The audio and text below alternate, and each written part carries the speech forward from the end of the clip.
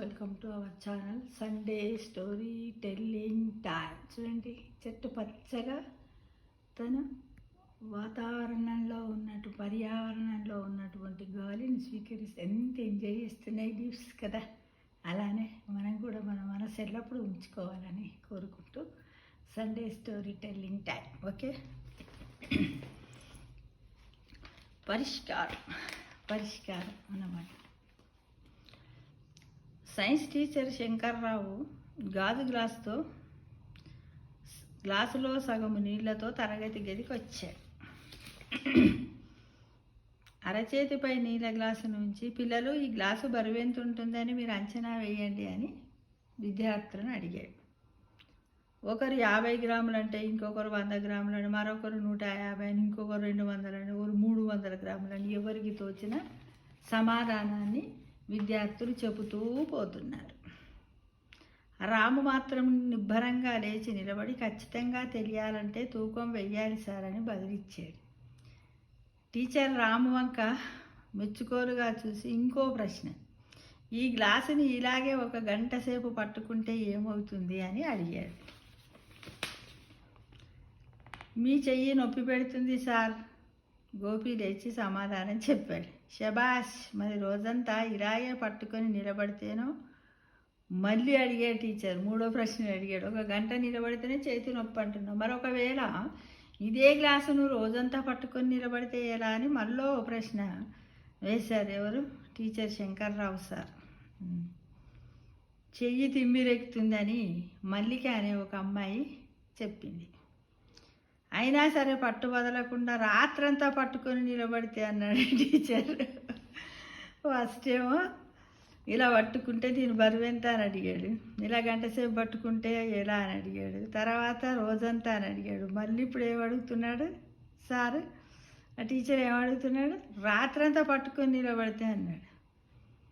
Science teacher వింత ప్రశ్నలకు పిల్లలందరూ కూడా ఆశ్చర్యంగా, ఏంది సార్ ఇట్లా అడుగుతాడు ఇదంతా అని క్లాస్ అంతా నిశ్శబ్దంగా ఉండడం చూసి ఆ టీచరే, ఎవరు? శంకర్రావు సారే తన ప్రశ్నలకు జవాబులు చెప్పుకొచ్చిండు అనమాట.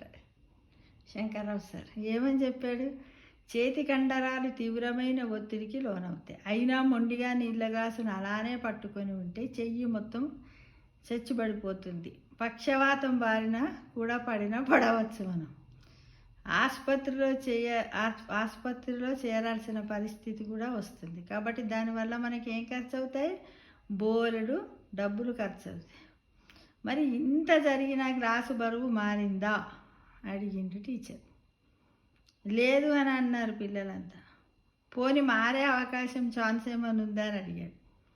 తల అడ్డంగా ఊపారు పిల్లలంతా. తరగతి గదిలో ఉన్నటువంటి విద్యార్థులంతా కూడా తల ఊపారు. ఆ మాత్రం దానికి రాత్రంతా నీళ్ళ గ్లాసు పట్టుకొని ఉండటం ఎందుకు?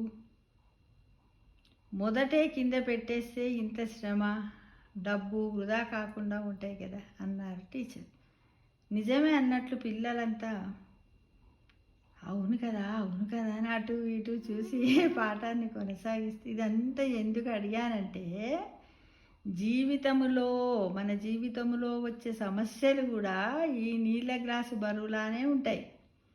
ఏదైనా సమస్య మనకు ఎదురైనప్పుడు దాన్ని అలానే పట్టుకొని ఉండొద్దు. పరిష్కారం వెంటనే దొరికితే సమస్యనే లేదు. లేని పక్షంలో సమస్యను మొదట్లోనే పక్కన పెట్టేయాలి. కాదని మొండిగా దాన్నే పట్టుకొని వేలాడితే ఆ సమస్యకు పరిష్కారము దొరకదు. అంటే ఆ ప్రాబ్లంకి సొల్యూషన్ దొరకదు కదా. దానివల్ల ఏమవుతాయి అంటే, మన మెదడులోని నరాలపై ఒత్తిడి పెరిగి మిగతా సమస్యలకు కూడా మనకు సొల్యూషను ఆలోచించే పరిస్థితిలో, అంటే థింకింగ్ పవర్ అనేది తగ్గిపోతుంది. ఆలోచించలేని పరిస్థితి మనకు వస్తుంది అని టీచర్ పిల్లలకు చెప్పాడు. ఒక సబ్జెక్టు కొద్దిగా కఠినంగా ఉందనిపిస్తే దాన్ని మొదట్లో పక్కన పెట్టండి. మిగతా సబ్జెక్టుల మీద శ్రద్ధ పెట్టండి.